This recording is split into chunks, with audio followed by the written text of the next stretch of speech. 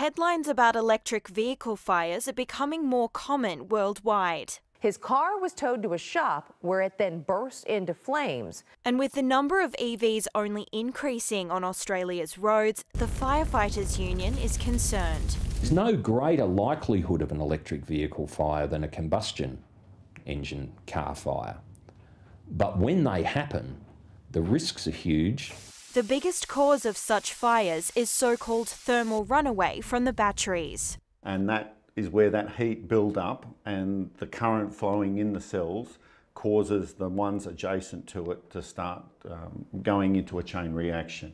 Newer models do have safeguards built in, but the Firefighters Union says a major concern is the location of charging stations, often in garages and underground or multi-storey car parks. And when it comes to putting out a blaze, the union says a typical combustion engine car fire takes between 1,100 and 1,400 litres of water or foam to fully extinguish. While a fire in an electric vehicle, which involves the batteries burning at a much higher temperature, can take up to 30,000 litres of water to put out completely.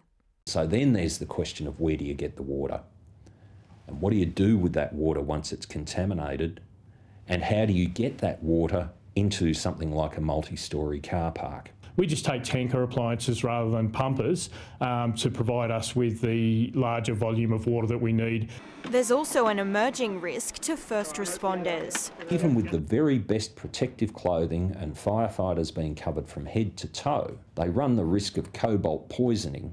That can be career-ending. The ACT government and Fire and Rescue have just spent millions of dollars upgrading to the latest standard of personal protective equipment, which includes a vapour barrier. Small steps towards future-proofing are already being taken. Being rated not to only do combustible fuels and combustible solids and liquids, but this has been designed to put out lithium battery fires. Yes, we're getting on with it, but I would say that it's nowhere near comprehensive enough. Trying to prepare for and prevent the worst-case scenario. Emma Thompson, ABC News, Canberra.